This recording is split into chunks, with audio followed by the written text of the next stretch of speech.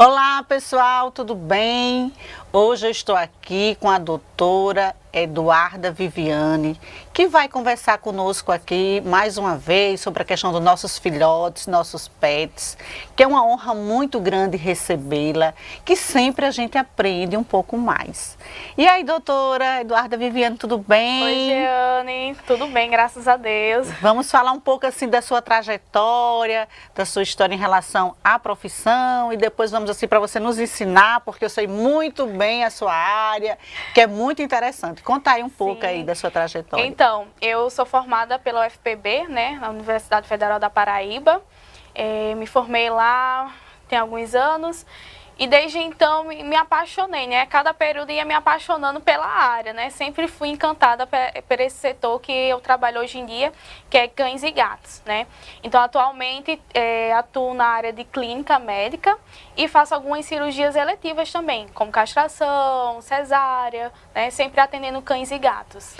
E como foi que você se identificou com essa área? Porque realmente, quando a gente fala em castração, há muitas dúvidas em que momento castrar, por que castrar, o que é que acontece, né? E eu já tive a oportunidade de conversar com alguns veterinários e nem todos, assim, têm essa especialidade ou foi para essa área. O que levou você aí para essa área? Eu vi que existia uma necessidade de uma política pública, né, de lidar com pessoas carentes, onde havia muito abandono de animais na rua, porque como esses animais não eram castrados, né, acabava abandonando eles na rua com vários filhotes.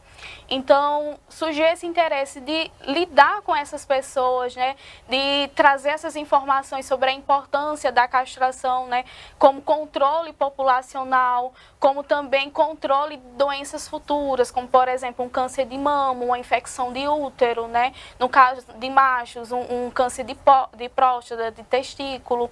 Então, eu vi que faltava informação para as pessoas, que através da castração a gente conseguiria diminuir esse abandono na rua e também conseguiria fazer com que a pessoa ficasse com aquele animal por mais tempo, né? Tendo mais cuidado, tendo mais carinho através da castração.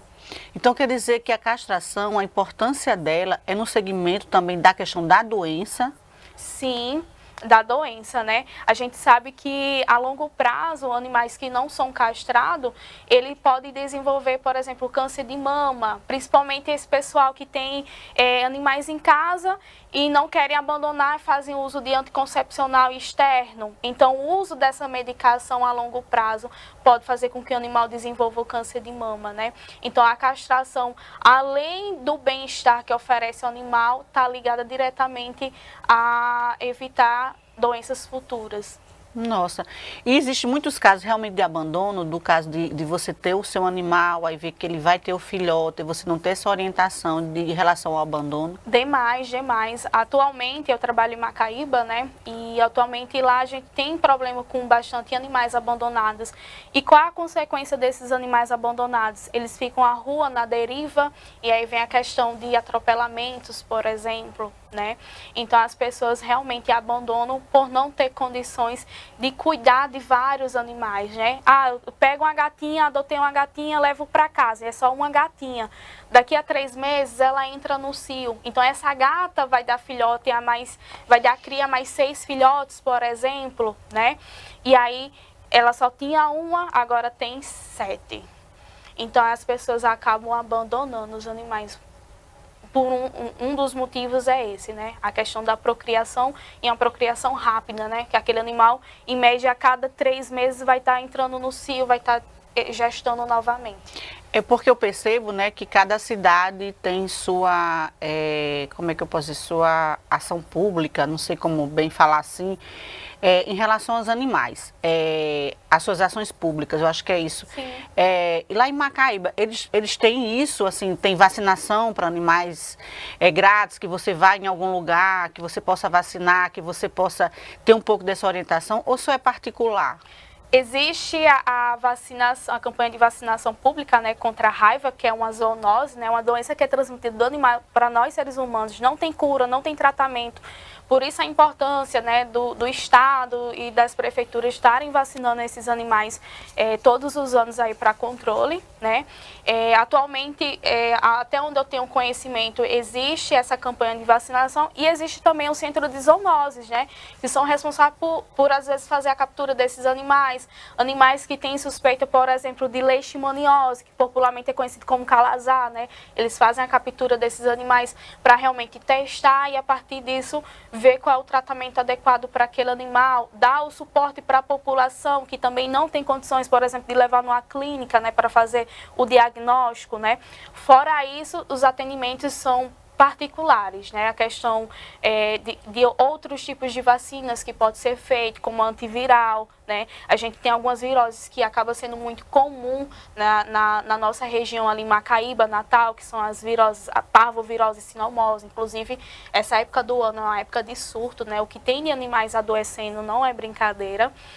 Fora esses outros controles também, como castração, geralmente é particular, né? Esse acompanhamento de rotina do dia a dia acaba sendo consultórios particulares. Lá em Macaíba eles têm esse controle, tem algo, lá existe isso? Existe o centro de zoonoses que existe, dá, né, uma atenção para a população em determinadas situações, como por exemplo que eu citei, né, o calazar, né, que é popularmente conhecido como calazar, a leishmaniose, que são esses animais que inicialmente vêm com um problema de pele, as unhas crescidas, e eles conseguem sim fazer o diagnóstico de graça, né, eles fazem um teste rápido, se der positivo faz o PCR, eles dão essa atenção. Isso é muito importante. Eu sei que em Parnamirim já é lei, né, acredito que vai começar agora em janeiro, já foi publicado, a questão do controle de câmeras para que você possa ver o seu pet sendo tratado nas clínicas, na tosa, no banho, isso já é lei em Parnamirim. Aqui em Natal a gente está tentando, né? Vamos lá, vereador, você que está aí com o projeto, vamos ver se a gente bota isso em votação, até para o bem dos animais, poder dar atenção aos animais. E lá em Macaíba também, eu acho que era um momento também de dizer, olha, vamos lá, Parnamirim já está, que Macaíba fica próximo a Parnamirim. Sim, próximo. Bem próximo, vamos lá também, esticar, como diz, né? Aproveitar o momento também para isso. E, doutora, me diga uma coisa, você opera muito? Como é? Só um pequeno porte? Como é que funciona? A gente, como falei, né? A gente trabalha com cães e gatos e de rotina, o que é normal são as castrações, tanto de fêmeas quanto de macho, né? E cesárea também, acaba sendo nossas rotinas, né? Hoje em dia, graças a Deus, a gente consegue trabalhar aí o público de trazer a informação, né? A gente tem muito um trabalho informativo, porque às vezes a pessoa não tem informação e o animal acaba sendo prejudicado, né? Aquele animal que o pessoal não sabe quanto tempo de gestação uma fêmea tem, né? E às vezes o animal passa do tempo do parto e o tutor não sabe. Então a gente vem com esse trabalho de informação. Um tempo de gestação, por exemplo, de uma cadela é de 60 dias. Então, relativamente é rápido, né, pra gente, para nós seres humanos. Então, a gente vem com essa informação de explicar. Muitas pessoas procuram para fazer um check-up do animal que está gestante, para saber qual o tempo ideal de se fazer uma ultrassom para avaliar os filhotes, se estão bem, né, se o desenvolvimento está bem, se aquele animal tem condições de fazer um parto normal, de se fazer uma cesárea, né, marcar o dia provável daquela cesárea, né, as orientações que o tutor ele tem que prestar atenção ali quando é que aquele animal entra em trabalho de parto, né? O que é que ele vai esperar. E aí o acompanhamento na cesárea, né? A gente faz a cesárea, retira os filhotes. E aí o passo a passo de como aquele tutor vai lidar, como é a primeira mama, que é interessante, é muito importante, a questão do colostro, que passa a imunidade para o filhote, né? Aquilo ali é um fator, assim, determinante para o desenvolvimento do filhote também.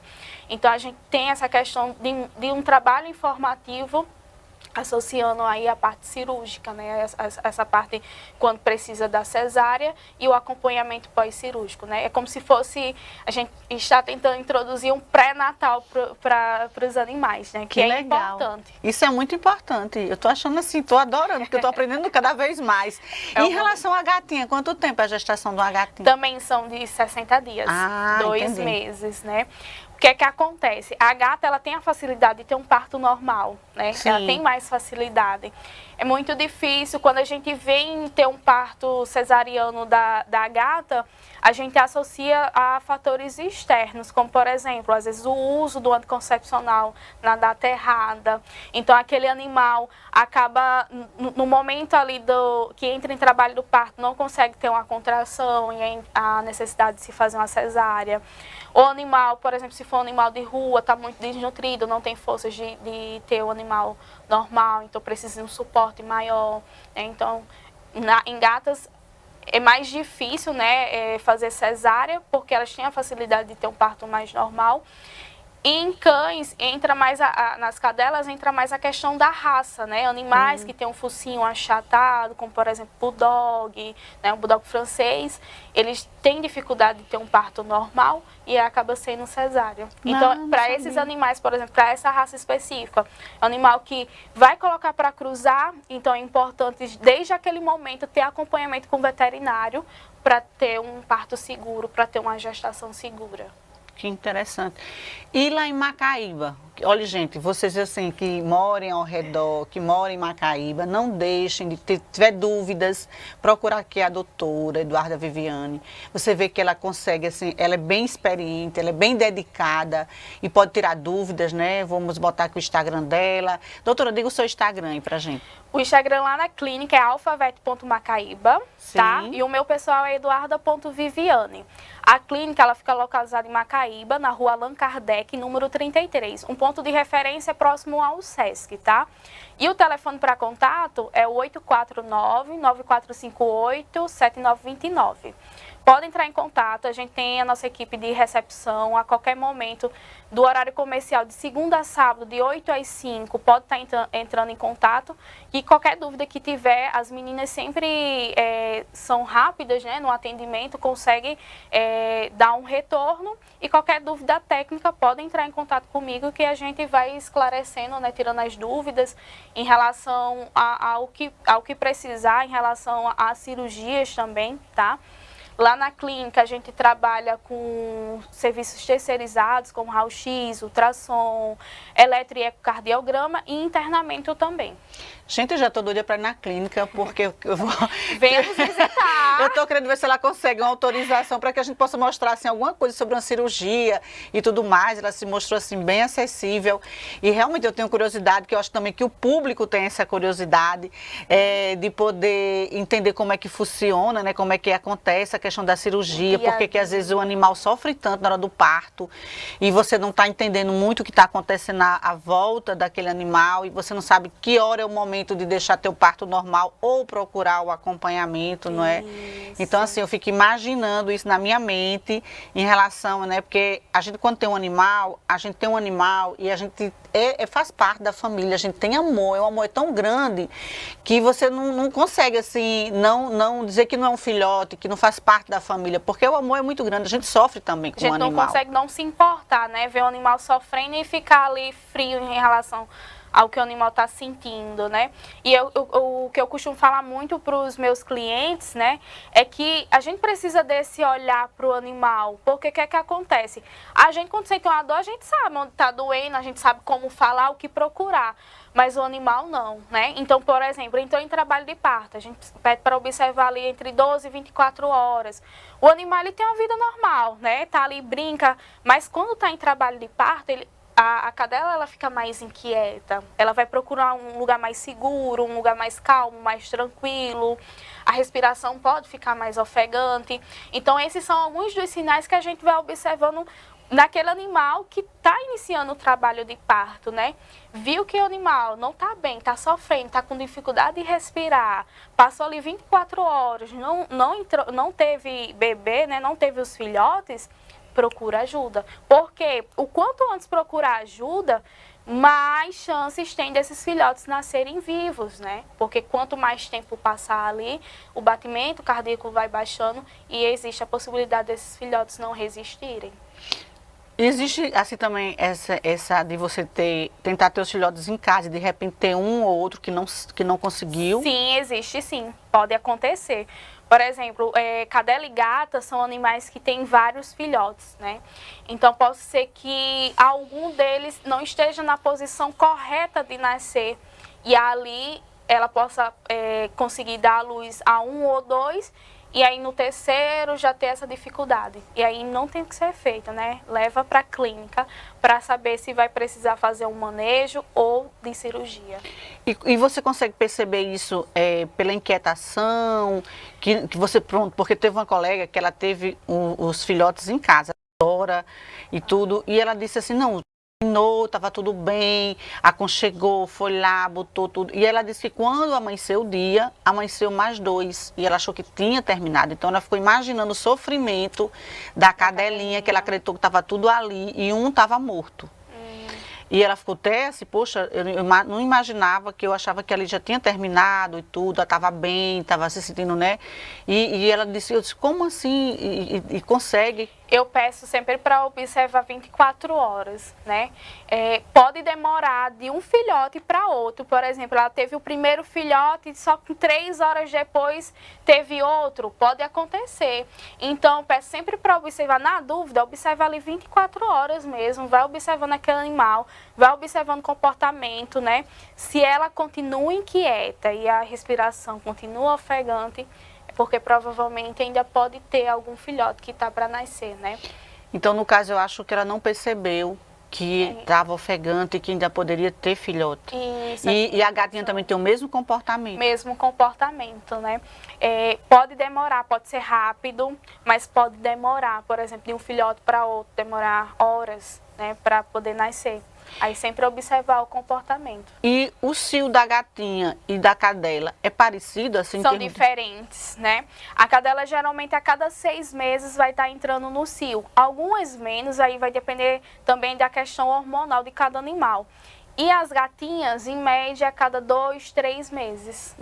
Tem essa diferença. Exatamente. Por isso que, às vezes, quando a gente vê animais de rua, a gente vê uma população maior de gatos do que de cães. Ah, entendi. Eu quero, assim, agradecer demais, doutora. Muito esclarecedora. Muito obrigada, gratidão. E deixa uma mensagem aí bem bacana aí pro meu público, pro seu público, em relação a qualquer que sinta no seu coração. Eu fico muito feliz, né, pela oportunidade de estar aqui, né, estar divulgando o meu trabalho. É um trabalho que eu faço porque realmente eu amo essa profissão, né? Eu gosto de lidar com os animais, de estar ali, de pegar aquele animal que está debilitado e ele consegue se recuperar. Isso é muito gratificante. Eu acho que não tem nada que pague esse sentimento de gratidão, né? De poder ajudar os animais. E o que eu indico para vocês, tenham um animal, nem que seja um gato, um cachorro em casa, porque é a companhia da gente, né? Muda o nosso dia a dia. Às vezes a gente tá no trabalho, quando chega em casa, fica feliz ali com aqueles animais. Ok, gratidão, muito obrigada, boa noite. E não deixe de assistir o Melhor da Noite, né? E falar dos nossos filhotes, é tudo de bom.